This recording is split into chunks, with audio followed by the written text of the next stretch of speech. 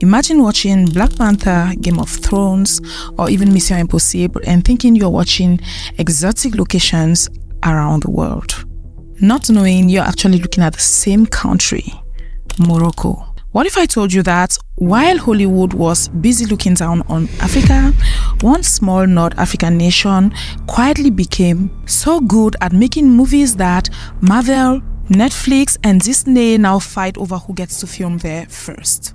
The numbers will blow your mind, and the numbers behind it will change how you see African development forever. So hi goal-getters, hope you're all doing good. Today we are diving deep into one of the most incredible business transformations happening in our continent right now. Let's start with this Morocco proverb that says, "He who plants a tree today knows that others will enjoy its shade tomorrow." Well, that perfectly captures what Morocco's government did 20 years ago when everyone thought they were crazy investing in film studios instead of factories.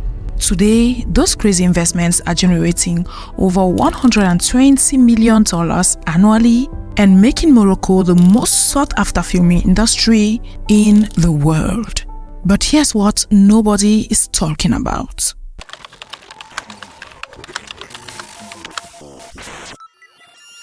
Most people think Morocco just got lucky because they have nice deserts and old buildings. Dead wrong. What Morocco did was engineer one of the most sophisticated economic strategies in modern history. So they didn't just build movie sets, they built an entire ecosystem that makes Hollywood executives choose Morocco over their traditional Hollywood filming locations. And do you know why, goal-getters? They actually got to discover that it's now cheaper and more efficient to film a major blockbuster in Morocco than in Los Angeles, London, or Sydney. Now let me tell you about the moment everything actually clicked into place. Picture this, it's 2001 and Morocco's King Mohammed VI is sitting in a meeting with government officials. Hollywood is booming, but Africa is completely left out of the filming industry. Traditional wisdom says focus on tourism or agriculture. Instead, the king makes a decision that sounds absolutely insane at the time. He decides to bet Morocco's future on becoming Africa's Hollywood. The plan: build world-class filming studios, offer irresistible finance incentives, and train local crews to international standards. The investment, over $300 million in infrastructure alone. Everyone thought they had lost their minds. Why would Hollywood come to Africa when they had perfectly good studios in California? But here's where the story takes its first unexpected turn.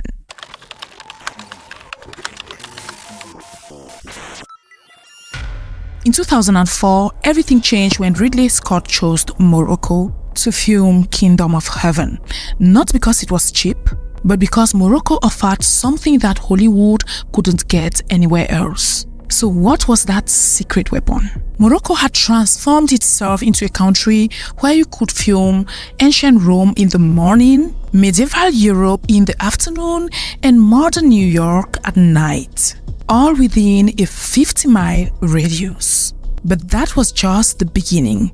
The real genius was in the details no one saw coming. Now pay attention to the fact that the Moroccan government created a 20% cash rebate for international productions. That means if you spend $10 million filming in Morocco, the government gives you back $2 million. No strings attached. Think about that for a second. Morocco is actually paying Hollywood to come film there. But wait, goal-getters, for there's more to this strategy that will absolutely blow your mind.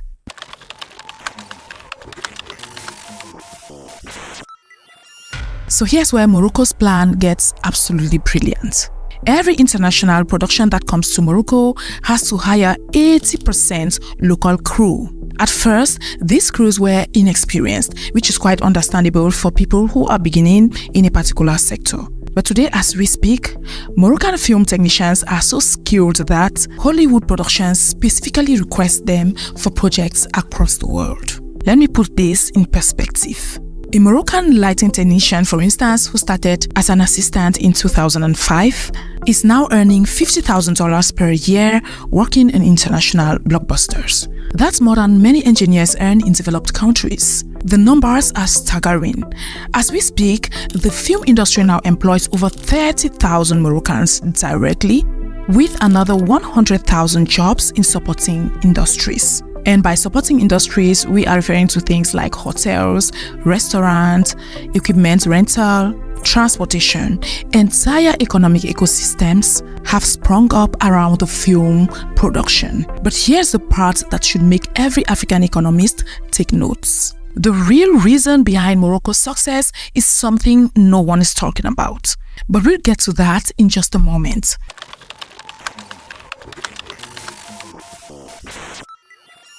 Now, Morocco didn't just build film studios. They actually built an entire country designed for film making.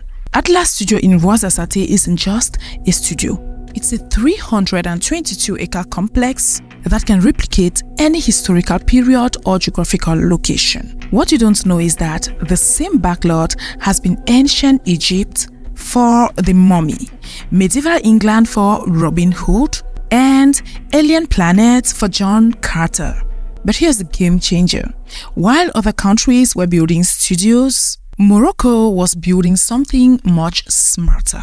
They created specialized zones where international crews get expedited custom clearance, tax exemptions, and streamlined permits. What takes 6 months of paperwork in other countries takes 2 weeks in Morocco. Now, are you beginning to see why Netflix chose Morocco for the crown over filming in actual London? Now, here's where our story takes a turn that nobody saw coming. Morocco's film success started attracting attention from other industries. Suddenly, international fashion brands wanted to shoot campaign there. Tech companies started opening offices to be close to the creative talent pool. Aerospace companies began outsourcing design work to Moroccan studios. The film industry became the Trojan horse for economic diversification. But this is where some critics start raising red flags. Some economists argue that Morocco is just another example of Africans providing cheap services to Western companies. They say, what happens when filming cost goes up or when other countries offer better incentives? Valid concerns, but here's what they are missing. So let me quickly address the elephant in the room. Yes, Morocco is essentially subsidizing Hollywood's profits. Yes, they are competing on cost rather than moving up the value chain. I totally get it. Some African economists argue that this is just digital colonialism. Africa providing cheap labor and locations while Hollywood keeps the intellectual property and most of the profits. They have a point, but here's what they are not saying. Morocco isn't just hosting productions anymore. They are co-producing them. What a lot of people don't know is that Moroccan companies now own stakes in international films. Moroccan directors are getting picked up by Netflix, and Moroccan stories are being told on global platforms. So the strategy is working exactly as planned. That is, use foreign investment to build capabilities. Then use those capabilities to create your own content. And here's the part that should excite every African watching.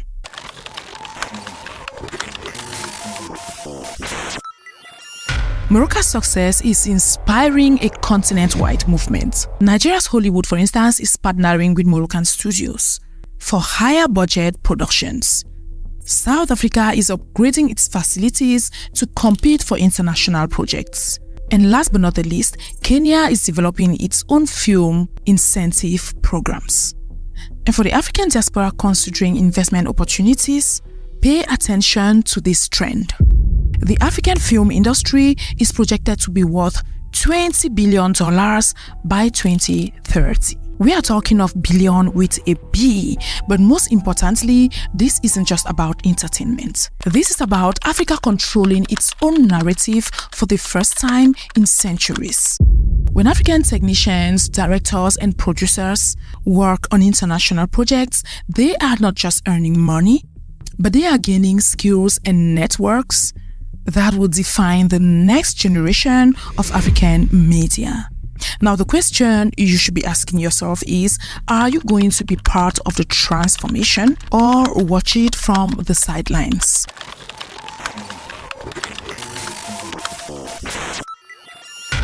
For investors watching this, here's your wake-up call. Morocco's film industry needs about $500 million in additional investment over the next 5 years to meet with the growing demand. Equipment financing, studio expansion, post-production facilities, opportunities exist at every level. But the bigger opportunity is in other African countries that are just starting their film industry development. Ghana, Rwanda, and Egypt are all launching film incentive programs modeled on Morocco's success. Now, the thing is, early investors in supporting infrastructure like hotels near filming locations, equipment rental companies, specialized catering services are seeing 30 to 40% annual returns. Now, I know some of you are thinking, how do I get involved? And here, go-getters, the answer might surprise you. Now, you can start by researching Moroccan production companies like Moroccan Factory or Red producers. Many are seeking international partnerships for co-productions. For smaller budgets, consider film industry ETFs that include African production companies already. You could also look into cultural investment funds that are specifically targeting African creative industries. But most importantly, support African stories. When you watch films shot in Morocco, you are not just being entertained. You are supporting an ecosystem that employs hundreds of thousands of people across the continent. Remember a Moroccan proverb at the beginning that said, "He who plants a tree today knows that others will enjoy its shade tomorrow." 20 years ago, Morocco planted seeds in the global film industry when everyone said it was impossible. And today, the entire continent is enjoying the shade of that tree. Yeah, go-getters, that's it. And if this video opened your eyes to opportunities you never saw, like the video and share it with others as much as possible. I believe you would love to see Africa win on the global stage, right? For if you don't know, the African Renaissance isn't just coming. It's being filmed in real time and the world is finally ready to watch. That said, thanks for watching this video and hope to see you on my next one.